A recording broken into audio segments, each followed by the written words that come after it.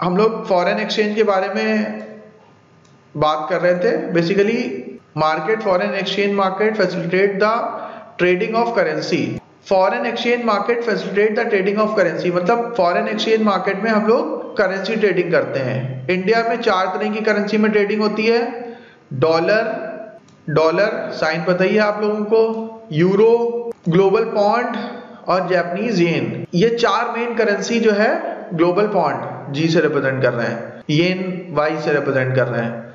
तो ये 4 main currency India में ट्रेड होती है, डॉलर, यूरो, येन और पॉन्ड। पॉन्ड ब्रिटेन की करेंसी है जिसको इंग्लैंड भी कहते हैं, येन जापान की करेंसी है, यूरो यूरोपियन यूनियन की करेंसी है और डॉलर अमेरिका की करेंसी है। आपको एक चीज और बता दें, दुनिया में 80% कारोबार डॉलर में होता है, यानी कि डॉलर इस समय एक ग्लोबल करेंसी बन गया है। और क्योंकि दुनिया का 80% कारोबार डॉलर में होता है, इसीलिए जो अमेरिका है वो इकोनॉमिकल सुपर पावर भी बन गया है। ये भी रीजन है और बहुत सारे और भी रीजन है। बिजनेस वहां अच्छा होता है, कंपनियां अच्छी हैं और भी बहुत सारे रीजन है। तो जो अमेरिका के विरोधी देश हैं लाइक चाइना, रशिया, इस तरह के देश, तो ये चाहते हैं कि ये डॉलर की जो मोनोपोली है पूरी दुनिया में इसको खत्म किया जाए, और इंडिया भी यही चाहता है। तो इसलिए इन लोगों ने क्या किया है कि वो लोकल करेंसी में ट्रेडिंग करने के लिए तैयारी कर रहे हैं। हमने भी रशिया के साथ बात करी है, हमने जापान के साथ भी बात करी है। तो हम लोग क्या कर रहे हैं, अपनी लोकल करेंसी में ट्रेडिंग कर रहे हैं। अदरवाइज पहले क्या होता था, अगर हमें जापान के साथ ट्रेड करनी है उसको डॉलर में पे कर रहे हैं, जापान को कुछ खरीदना है वो हमें डॉलर में पे कर रहा है। लेकिन नहीं, हमने कहा हम अपनी लोकल करेंसी में ट्रेड करेंगे। रशिया के साथ हम अपनी लोकल करेंसी में ट्रेड करेंगे। क्यों? क्योंकि हम डॉलर की मोनोपोली को कम करना चाहते हैं, क्योंकि ये स्ट्रांग ही स्ट्रांग होता चला जा रहा है। तो these markets are operated through financial institutions. तो हमारे यहाँ जो करेंसी ट्रेडिंग होती है वो एनएससी में होती है, बीएससी में होती है, एमसीएक्स में होती है। तो ये लोग प्लेटफॉर्म प्रोवाइड करते हैं ट्रेडिंग करने के लिए। And determine foreign exchange price for every currency. और मॉर्निंग में लगभग 9 बजे के आसपास करेंसी मार्केट ओपन होता है और उस दिन का भाव तय होता है कि, और ये हर दिन बदलता रहता है। मतलब जिस तरह से गोल्ड का रेट चेंज होता रहता है, उसी तरह से हमारे यहाँ करेंसी का रेट भी फ्लक्चुएट करता है, चेंज होता रहता है। और 4 मेन करेंसी होती हैं, ये आप अच्छे से नोट कर लीजिएगा अपने पास, डॉलर, यूरो, येन और पॉन्ड। इन 4 करेंसियों में इंडिया में ट्रेडिंग होती है। ये 4 करेंसी दुनिया की सबसे रिकॉग्नाइज्ड करेंसीज हैं। ये मतलब काफी इंपॉर्टेंस रखती हैं ग्लोबल इकोनॉमी में। फॉरेन एक्सचेंज के बारे में अभी हम लोगों ने चेक किया, अपना फॉरेन एक्सचेंज रिजर्व कितना है, $579 बिलियन अप्रॉक्स, और ये हाईएस्ट है अभी तक का, लाइफ टाइम हाई पे है फॉरेन एक्सचेंज। लेकिन इधर पिछले 1 हफ्ते में हमारा फॉरेन एक्सचेंज थोड़ा कम हुआ है। और हमारे यहाँ जितना ट्रेड बढ़ेगा, जितना विदेशी इन्वेस्टमेंट आएगा और जितना हम लोग विदेशी चीजों को कम इंपोर्ट करेंगे, उतना ही ज्यादा हमारा फॉरेन एक्सचेंज रिजर्व बढ़ता चला जाएगा। अगर हम विदेशी चीजों को ज्यादा इंपोर्ट करेंगे, अपने प्रोडक्ट नहीं बेच पाएंगे, हमारे यहाँ इन्वेस्टमेंट नहीं आएगा, तो फिर इससे क्या होगा कि हमारा फॉरेन एक्सचेंज रिजर्व घटेगा। लेकिन अगर विदेशी इन्वेस्टमेंट आएगा, एफडीआई आएगा, एफआईआई आएगा, हम अपने प्रोडक्ट बना के डिफरेंट कंट्रीज में बेचेंगे और हम विदेशों से कम खरीदेंगे, तो इससे क्या होगी, हमारी इकोनॉमी स्ट्रांग होगी, हमारा फॉरेन करेंसी रिजर्व बढ़ेगा और हमारी करेंसी डॉलर्स के अगेंस्ट अप्रिशिएट करेगी। अभी क्या है, डिप्रिशिएट करती चली जा रही है। अगला टॉपिक है spot market. Spot market is a market where transaction are done on spot and in cash only. तो ये हम लोग ने बात करी थी, अभी थोड़ी देर पहले भी बात करी थी कि स्पॉट मार्केट को हाजिर बाजार भी कहते हैं। अगर मुझे गोल्ड खरीदना है, मैं गया ज्वेलरी की दुकान पे, मैंने कहा ठीक है मुझे गोल्ड कॉइन दे दो, मुझे गोल्ड बार दे दो, मैंने उसको मार्केट रेट के हिसाब से पेमेंट कर दी कैश में, तो वो स्पॉट मार्केट है। अगर हमने उसको, अभी जैसे हम लोग डेरिवेटिव पढ़ा था, तो हम लोग ने इसको स्टॉक मार्केट के थ्रू परचेज किया, फ्यूचर में परचेज किया, तो उसका मतलब है वो डेरिवेटिव मार्केट कहलाता है। फ्यूचर मार्केट डेरिवेटिव मार्केट है। स्पॉट मार्केट हाजिर बाजार, गए प्रोडक्ट खरीदा, पेमेंट कर दी। Spot market clear? Okay, good morning once again. आज हम लोग बात करने जा रहे हैं फंक्शंस ऑफ फाइनेंशियल मार्केट की। इसके प्रीवियस लेक्चर में हम लोग ने types of financial market discuss किया था। हम लोग ने अभी तक 6 different types of financial market discuss कर लिया है। अब आज हम लोग फंक्शंस ऑफ फाइनेंशियल मार्केट पढ़ने जा रहे हैं। फाइनेंशियल मार्केट के अभी स्क्रीन पे आपको 7 डिफरेंट फंक्शंस दिखाई दे रहे हैं। इसके अलावा भी बहुत सारे फंक्शंस होते हैं, लेकिन ये मेन फंक्शंस हैं जिसमें सबसे बड़ा फंक्शन, मतलब सारे इंपॉर्टेंट हैं लेकिन हमें कहीं से शुरुआत करनी है तो हम लोग लिक्विडिटी से बात करते हैं। तो सबसे पहले आता है पॉइंट लिक्विडिटी। तो फाइनेंशियल मार्केट क्या करता है, आपको इन्वेस्टर्स को लिक्विडिटी प्रोवाइड करता है। इसका क्या मतलब हुआ, मतलब ये हुआ कि अगर आपने किसी भी एसेट क्लास में इन्वेस्टमेंट किया है और आपको उस समय फंड की रिक्वायरमेंट आई तो आपको ये तुरंत पैसे दे देगा। मतलब अगर आपने बॉन्ड्स में इन्वेस्टमेंट कर रखा है या आपने शेयर्स में इन्वेस्टमेंट कर रखा है और वो लिस्टेड है तो आप उसको स्टॉक मार्केट में, सेकेंडरी मार्केट में आराम से बेच सकते हैं और बेचने के बाद T+2 में सेटलमेंट होता है। तो T+2 मतलब आप मानिए कि 3 वर्किंग डे में आपके अकाउंट में पैसा क्रेडिट हो जाता है। म्यूचुअल फंड के केस में भी यही होता है और शेयर स्टॉक्स के केस में भी यही होता है कि जैसे ही आप स्टॉक को बेचते हैं या आप म्यूचुअल फंड्स को बेचते हैं, यूनिट्स को रिडीम करते हैं तो 3 वर्किंग डे में पैसा आपके अकाउंट में क्रेडिट हो जाता है। तो यानी कि अगर हम फाइनेंशियल मार्केट में इन्वेस्टमेंट करते हैं तो हमें लिक्विडिटी भरपूर मिलती है, मतलब पैसा जब भी चाहें तो हम खाली कर लेंगे, एक्सेप्ट कि हमने कोई बहुत इलिक्विड स्टॉक्स में ना इन्वेस्ट कर दिया हो। तो हमेशा हमें ध्यान रखना चाहिए कि हमें अच्छे जो स्टॉक्स होते हैं, मतलब जो निफ्टी 500 के अंदर वाले स्टॉक्स हों, सिर्फ उन्हीं में इन्वेस्टमेंट करना चाहिए।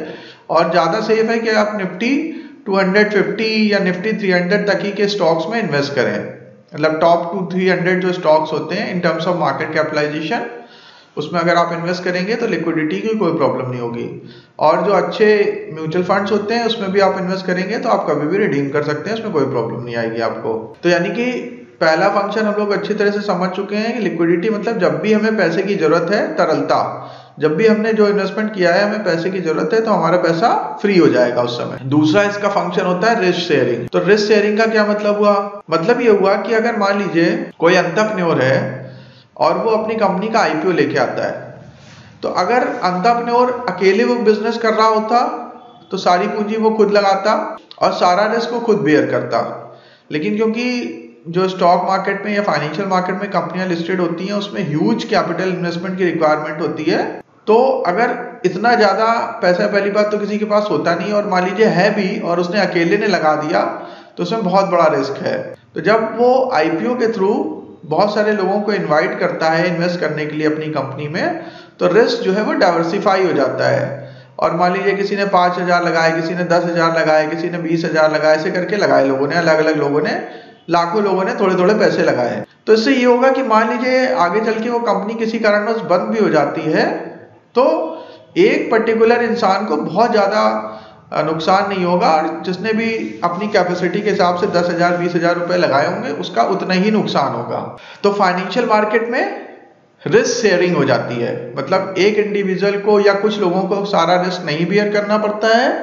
ये रिस्क जो है वो across the board, across the investor community diversify हो जाता है। सबने थोड़ा थोड़ा शेयर्स खरीदे, कुछ म्यूचुअल फंड्स ने खरीदे, कुछ DIIs ने खरीदे, कुछ FIIs ने खरीदे, कुछ प्रोमोटर के पास हैं, कुछ जनरल पब्लिक के पास हैं। इस तरह से सबने थोड़ा थोड़ा रिस्क बांट लिया। और दूसरा इसका भी पहलू है रिस्क समझने का कि अगर हम लोग फाइनेंशियल मार्केट में इन्वेस्टमेंट कर रहे हैं और इन्वेस्टर के पॉइंट ऑफ व्यू से, अभी तो हमने ये एंटरप्रेन्योर या बिजनेसमैन के पॉइंट ऑफ व्यू से रिस्क शेयरिंग समझा, अब हम इन्वेस्टर के पॉइंट ऑफ व्यू से समझ लेते हैं। तो अगर कोई इन्वेस्टर है तो उसको फाइनेंशियल मार्केट में बहुत सारे इंस्ट्रूमेंट मिलते हैं, बहुत सारे फाइनेंशियल इंस्ट्रूमेंट मिलते हैं। ऐसा नहीं कि सिर्फ एक ही चीज है या एक शेयर है या एक म्यूचुअल फंड है या एक बॉन्ड है। वो चाहे तो बहुत सारे डिफरेंट शेयर्स में, डिफरेंट बॉन्ड्स में, डिफरेंट म्यूचुअल फंड्स में अपने पैसे इन्वेस्ट कर सकता है। तो हमें पता भी है कि ये कहावत कही जाती है इन्वेस्टमेंट के लिए कि do not put your all eggs into one basket. हमें अपने सारे अंडे एक ही टोकरी में नहीं रखना चाहिए, क्योंकि मान लीजिए धक्का लगा और वो सारे एक साथ फूट जाएंगे। तो हमें कोशिश करनी चाहिए कि हमें अपने रिस्क को, इन्वेस्टर को भी अपने रिस्क को डाइवर्सिफाई कर देना चाहिए। यानी कि थोड़ा बॉन्ड में खरीदा, थोड़ा शेयर्स खरीदा, शेयर्स में भी हमने अलग अलग सेक्टर के कुछ शेयर्स खरीद लिए, एक मेटल माइनिंग का खरीद लिया, एक ऑयल एंड गैस का खरीद लिया, एक IT का खरीद लिया, एक मीडिया का खरीद लिया, एक फार्मा का। इस तरह से जो लीडर्स हैं अपने अपने सेक्टर्स के, उसके एक एक शेयर खरीद लिए हम लोगों ने, एक एक स्क्रिप्ट खरीद ली अपने रिस्क के हिसाब से। कुछ हमने बॉन्ड्स में लगा दिया, अगर किसी को और ज़्यादा रिस्क लेना है तो वो डेरिवेटिव में भी इन्वेस्टमेंट कर सकता है। तो इस तरह से वो अपने रिस्क को डाइवर्सिफाई कर देगा। फिर आता है इजी एक्सेस। रिस्क शेयरिंग का मतलब दो तरह से होता है, एक बिजनेसमैन के पॉइंट ऑफ व्यू से और एक इन्वेस्टर के पॉइंट ऑफ व्यू से। बिजनेसमैन के पॉइंट ऑफ व्यू से सबसे अच्छी चीज़ ये होती है कि वो उसको सारा पैसा खुद नहीं लगाना पड़ता है, बहुत सारे लोग थोड़ा थोड़ा पैसा लगाते हैं। और इन्वेस्टर के पॉइंट ऑफ व्यू से ये होता है कि उसको भी इन्वेस्ट करने के लिए बहुत सारे इंस्ट्रूमेंट मिलते हैं। वो थोड़ा पैसा बॉन्ड्स में लगा सकता है, थोड़ा शेयर्स में लगा सकता है, थोड़ा म्यूचुअल फंड्स में लगा सकता है, और शेयर्स में भी उसको बहुत तरह के शेयर्स मिलते हैं। तो इससे जो है उसको बहुत एडवांटेज मिलता है। नेक्स्ट फंक्शन है इसका इजी एक्सेस। इजी एक्सेस का क्या मतलब हुआ? मतलब अगर आप इन्वेस्टर हैं तो आप फाइनेंशियल मार्केट इंस्ट्रूमेंट्स को बहुत आसानी से एक्सेस कर सकते हैं, उसमें बहुत आसानी से इन्वेस्ट कर सकते हैं। किस तरह से? आपको स्टॉक ट्रेडिंग करनी है, आपको म्यूचुअल फंड्स खरीदना है, आपको बॉन्ड्स में इन्वेस्ट करना है, तो अब ऑनलाइन फैसिलिटी हो गई है। फाइनेंशियल मार्केट ने अपने आप को इलेक्ट्रॉनिक फॉर्म में इस्टेब्लिश कर लिया है, और हमें पता है कि जो सेकेंडरी मार्केट है, स्टॉक मार्केट है, उसमें भी हम लोग ऑनलाइन ट्रेडिंग कर सकते हैं। हम लोग कहीं से भी दुनिया के किसी भी कोने में बैठ के आराम से कोई भी स्टॉक्स परचेज कर सकते हैं, कोई भी म्यूचुअल फंड परचेज कर सकते हैं, किसी भी बॉन्ड में इन्वेस्ट कर सकते हैं, डेट म्यूचुअल फंड्स में इन्वेस्ट कर सकते हैं, बहुत सारे एनसीडी में परचेज कर सकते हैं, गवर्नमेंट बॉन्ड्स परचेज करते हैं स्टॉक मार्केट से, गोल्ड में इन्वेस्ट कर सकते हैं निफ्टी 20 गोल्ड 20 के थ्रू, और निफ्टी और सेंसेक्स में इन्वेस्ट कर सकते हैं, यानी बास्केट ऑफ फंड में भी इन्वेस्ट कर सकते हैं। ये कहीं से भी हो सकता है, बहुत आसानी से अवेलेबल है। और मैं आप लोगों को बहुत जल्दी एक ऐसा वीडियो लेक्चर रिकॉर्ड करने जा रहा हूँ जिसमें मैं आपको कैसे ऑनलाइन ट्रेडिंग करते हैं, ऑनलाइन सॉफ्टवेयर कैसे इंस्टॉल करना है, कैसे अकाउंट ओपन करना होता है, डीमैट ट्रेडिंग अकाउंट कैसे ओपन होते हैं, फिर उसमें आपको शेयर्स, आपको पोर्टफोलियो कैसे बनाना है, कैसे आपको बाय एंड सेल करना है, आप अपना प्रॉफिट लॉस कैसे देखेंगे, आप अपने लेजर स्टेटमेंट को कैसे देखेंगे, फंड कैसे ट्रांसफर करेंगे, ईच एंड एवरीथिंग मैं आपको एक प्रैक्टिकल वीडियो लेक्चर बना के एक्सप्लेन करूंगा। तो बहुत जल्दी आपको वाला लेक्चर मिलने का देखने के लिए, और वो बहुत इंपॉर्टेंट होगा सभी के लिए, चाहे वो स्टूडेंट हो या ना हो। नेक्स्ट पॉइंट है रिडक्शन इन ट्रांजैक्शन कॉस्ट। अच्छा, अगला पॉइंट है रिडक्शन इन ट्रांजैक्शन कॉस्ट। तो ट्रांजैक्शन कॉस्ट में कैसे रिडक्शन होता है? जो फाइनेंशियल मार्केट है, तो जो फाइनेंशियल मार्केट है वो क्या करता है, हमें बहुत रीजनेबल रेट पे सारे फाइनेंशियल इंस्ट्रूमेंट में इन्वेस्ट करने की अपॉर्चुनिटी देता है। मतलब कि पहले क्या होता था कि जब हम शेयर परचेज सेल करते थे तो हमें लगभग 2%, 4%, 5% तक उसमें ब्रोकरेज वगैरह देनी पड़ती थी। अभी जो म्यूचुअल फंड्स आते हैं उसमें बहुत कम ब्रोकरेज पे करनी होती है, उसके जो एक्सपेंस होते हैं बहुत कम होते हैं। शेयर्स परचेज करना भी बहुत आसान हो गया है, बहुत सारे जो ब्रोकर्स हैं वो भी बहुत रीजनेबल ब्रोकरेज चार्ज कर रहे हैं। तो फाइनेंशियल मार्केट अब बहुत एफिशिएंट हो गया है, क्योंकि वॉल्यूम धीरे धीरे बढ़ता जा रहा है। पहले वॉल्यूम नहीं था, तो जब वॉल्यूम नहीं था इसलिए ब्रोकर्स अपने खर्चे निकालने के लिए ज़्यादा चार्ज करते थे। अभी क्या है कि जैसे जैसे वॉल्यूम बढ़ रहा है, जैसे जैसे लोगों के अंदर फाइनेंशियल लिटरेसी आ रही है, फाइनेंशियल अवेयरनेस आ रही है, और उनको ये पता चल गया है कि LIC की पॉलिसी या सेविंग अकाउंट या बैंक FD में हमारा पैसा रखने से कोई फायदा नहीं है, और इसमें हमारा पैसा बढ़ नहीं रहा है बल्कि घट रहा है, क्योंकि इन्फ्लेशन ज़्यादा है, रिटर्न्स कम मिलते हैं इसमें। तो हमें किसी अच्छे फाइनेंशियल इंस्ट्रूमेंट में इन्वेस्ट करना पड़ेगा अगर हमें वेल्थ क्रिएट करनी है, अगर हमें अपने पैसे को बढ़ाना है। अदरवाइज अगर हमने LIC में इन्वेस्ट कर रखा है, पहली बात तो LIC इन्वेस्टमेंट नहीं होता है, वो एक लायबिलिटी होता है। इंश्योरेंस हमेशा इन्वेस्टमेंट नहीं है, एक लायबिलिटी है, आपको उसका प्रीमियम पे करना पड़ता है हर बार, तो वो आपके लिए एक लायबिलिटी की तरह होता है, इन्वेस्टमेंट नहीं होता। लेकिन इंडिया में ज़्यादातर लोग 99.9% लोग उसको इन्वेस्टमेंट मानते हैं कि मैंने LIC की पॉलिसी, किसी से पूछिए इन्वेस्टमेंट कर रखा है, हाँ मैंने LIC की पॉलिसी ले रखी है, मैंने फलाने इंश्योरेंस की पॉलिसी ले रखी है, तो लोग ये समझते हैं, जबकि वो उन्होंने इन्वेस्टमेंट नहीं किया, उन्होंने तो एक लायबिलिटी पाल ली है, और अब वो जिंदगी भर गरीब रहने वाले हैं और उनका पैसा बढ़ेगा भी नहीं। तो वो उन्होंने एक तरह से अपने पैसे को पानी में फेंक रहे हैं, उससे कोई फायदा नहीं होने वाला उनको। अगर उन्होंने टर्म प्लान लिया है तब तो उनका इंश्योरेंस का काम चल रहा है, या उन्होंने कोई राइडर ले रखा है तब तो ठीक है, अदरवाइज इंश्योरेंस कवर भी प्रॉपर नहीं मिल रहा है, उसका भी कोई फायदा नहीं है। तो इसमें फाइनेंशियल मार्केट में धीरे धीरे अभी जो ट्रांजैक्शन कॉस्ट है वो बहुत कम हो रही है। सेबी भी इसके ऊपर काम कर रहा है, वो दिन पे दिन एक्सपेंस रेशियो वगैरह भी कम करता जा रहा है, तो जिससे ये बहुत एफिशिएंट हो रहा है। और अगर हम लोग अब इन्वेस्टमेंट करते हैं तो हमें बहुत नॉमिनल कॉस्ट पे 5 पैसे, 10 पैसे, 20 पैसे, 50 पैसे पर सैकड़े के कॉस्ट पे हमें इन्वेस्टमेंट करने को मिलता है, और हमारा पैसा अच्छे एक्सपर्ट फंड मैनेजर्स मैनेज करते हैं, बड़े बड़े एक्सपर्ट्स मैनेज करते हैं, और हमें ट्रांजैक्शन कॉस्ट भी बहुत नेग्लिजिबल देनी पड़ती है, और हमारा पैसा भी अच्छे से ग्रो करता है।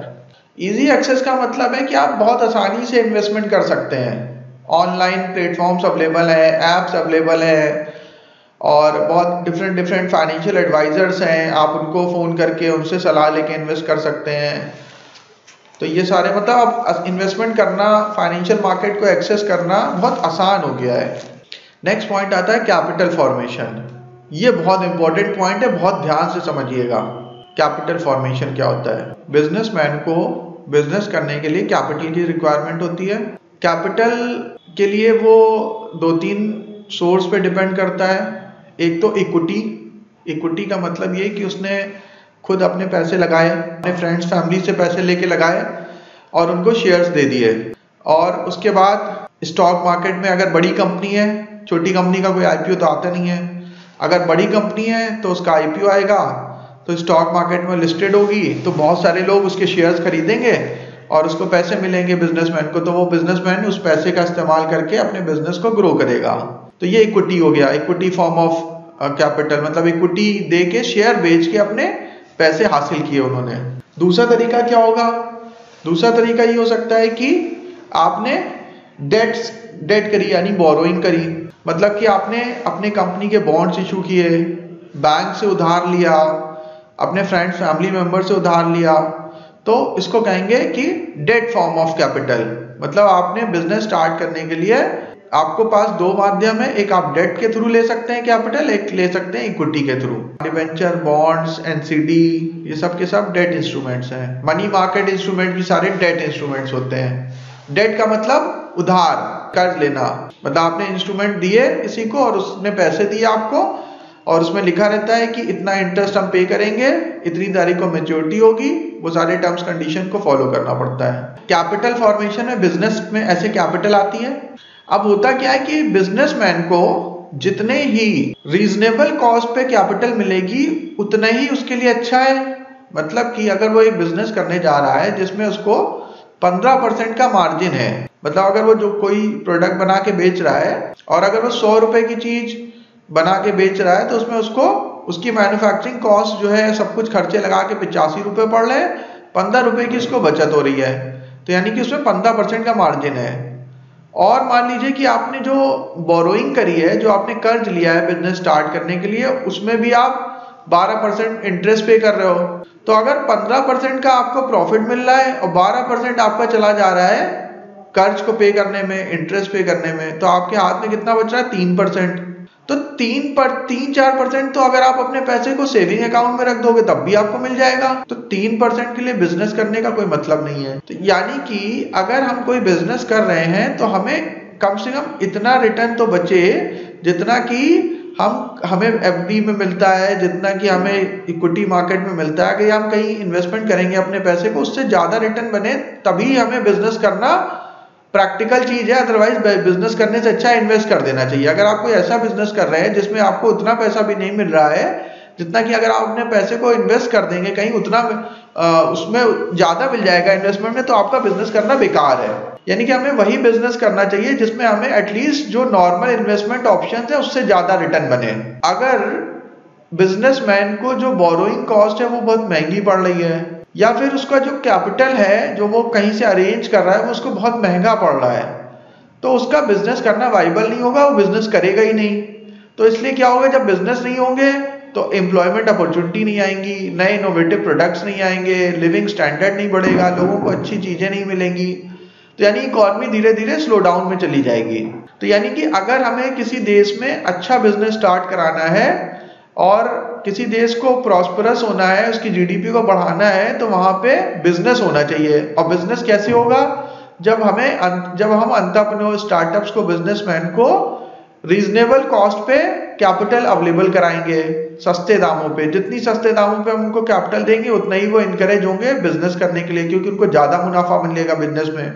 तो वो नए नए प्लांट लगाएंगे, नए ऑफिस खोलेंगे, नए स्टाफ को हायर करेंगे, नए नए इनोवेटिव प्रोडक्ट्स बनाएंगे। तो इससे क्या होगा कि लोगों को एम्प्लॉयमेंट मिलेगा, गवर्नमेंट को रेवेन्यू मिलेगा, नए प्रोडक्ट्स आएंगे मार्केट में, इंफ्रास्ट्रक्चर बढ़ेगा, बहुत सारी चीजें होंगी, ओवरऑल डेवलपमेंट होने लगेगा देश का। अब कैपिटल फॉर्मेशन कैसे होता है? कैपिटल फॉर्मेशन होता है जो कोई भी इन्वेस्टर है जब वो अपनी सेविंग्स को वो अपने जो बचे हुए पैसे को कहीं सेव करता है, मतलब कि वो एफडी कराता है, वो म्यूचुअल फंड्स खरीदता है, वो शेयर्स खरीदता है, तो वो जो सेविंग करता है वो जो सेविंग ही है वही इनडायरेक्टली बिजनेसमैन को कैपिटल के फॉर्म में मिलती है। अगर आपने बैंक में एफडी कराई तो बैंक वाले किसी ना किसी कॉर्पोरेट को लोन देंगे, और लोन जो देंगे वो अगर आपको एफडी में 6% का इंटरेस्ट दे रहे हैं तो कॉर्पोरेट को जो लोन देंगे वो 8 या 10%, ताकि उनको भी कुछ ना कुछ फायदा मिले, उसमें 2-4% उनके लिए भी बचे तो बैंक को भी प्रॉफिट मिलेगा।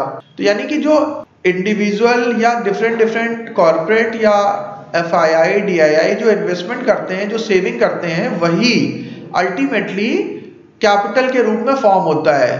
तो जिस देश में जितनी ज्यादा सेविंग्स होंगी, जितने ज्यादा इन्वेस्टमेंट होंगे, उस देश में कैपिटल फॉर्मेशन उतना आसान होगा, उतना ज्यादा होगा, और बिजनेसमैन को आसानी से कैपिटल मिलेगा।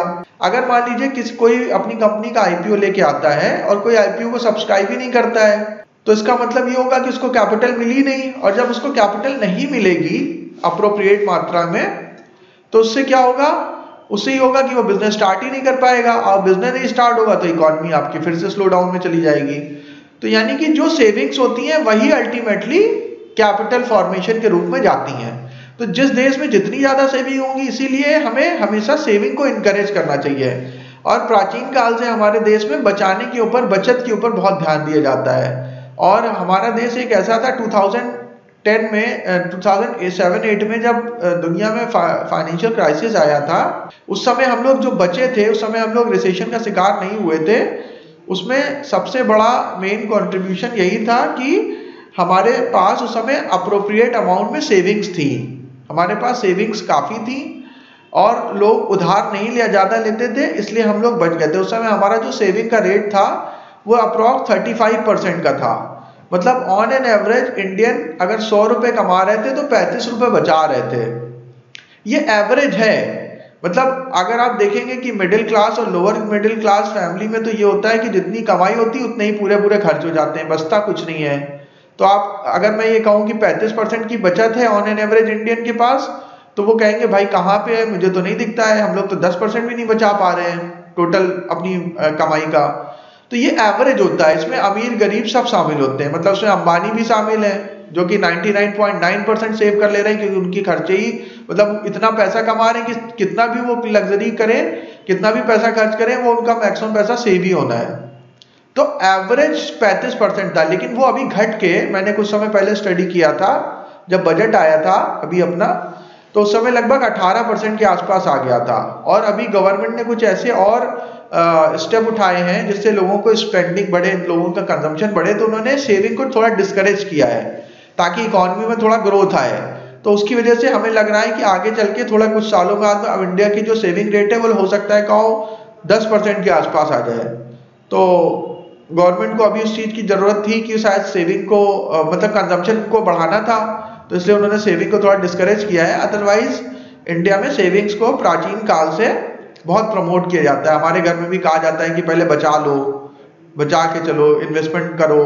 तो अगर इन्वेस्टमेंट जितना ज्यादा होगा उतना ही अच्छा होगा, उस इंडिविजुअल के लिए भी अच्छा होगा और देश के लिए भी अच्छा होगा। तो वही कैपिटल फॉर्मेशन के रूप में जाता है, यानी जितनी सेविंग होती है वही कैपिटल फॉर्मेशन के रूप में जाता है।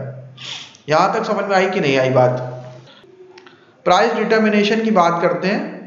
प्राइस डिटर्मिनेशन का फाइनेंशियल मार्केट का एक बहुत बड़ा काम होता है price determination, fair price determination. मतलब कि कोई भी शेयर्स, कोई भी बॉन्ड, कोई म्यूचुअल फंड की यूनिट्स का सही प्राइस फाइनेंशियल मार्केट डिसाइड करता है। जब मैक्सिमम शेयर मार्केट में फ्लोट कर रहे होंगे तो उनका सही प्राइस डिस्कवरी होता है, मतलब रियल प्राइस डिस्कवरी। क्योंकि एक मैं एग्जांपल से आपको समझाने की कोशिश करता हूँ। एक शेयर था MMTC, तो वो उसके 99.9% शेयर गवर्नमेंट ऑफ इंडिया के पास थे। तो उसका शेयर का प्राइस बहुत ऊपर चलता था, 500 रुपये, 1000 रुपये, ऐसे। जहां मुझे याद आ रहा है, बहुत 10 साल पुरानी बात हो गई, लेकिन जहां तक मुझे याद आ रहा है लगभग काफी महंगा था।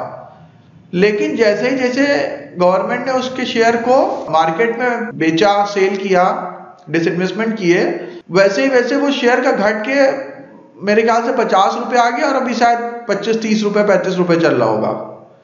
तो इसका मतलब ये हुआ कि जब सारे के सारे शेयर एक ही इन्वेस्टर ने लेके रखे हैं तो उसकी में कोई रियल प्राइस डिस्कवरी नहीं हो रही। लेकिन जब वो मार्केट में आते हैं तब मार्केट फोर्सेस उनकी रियल प्राइस डिस्कवरी करती है, यानी कि वो जो 1000 रुपये का प्राइस था वो फेक प्राइस था, क्योंकि कोई उसको बेच ही नहीं रहा था, तो उसका प्राइस नीचे आ नहीं रहा था। जब वो मार्केट में आया तब उसकी सही वैल्यूएशन का पता चला, ठीक है, यानी उसकी असली औकात पता चली जब वो मार्केट में आया, जब वो फाइनेंशियल मार्केट में ट्रेड हुआ, तब उसका पता चला उसका प्राइस तो 50 रुपए के भी नीचे चला गया।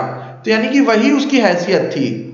तो यानी कि जो फाइनेंशियल मार्केट होता है वो आपके प्रोडक्ट का, आपके शेयर्स का सही प्राइस डिटरमाइन करता है, रियल प्राइस डिस्कवरी होती है थ्रू फाइनेंशियल मार्केट। तो ये भी इसका एक बहुत इंपॉर्टेंट स्टेप है। और फंड मोबिलाइजेशन, ये तो टॉप पे आता है ये वाला फंक्शन इसका।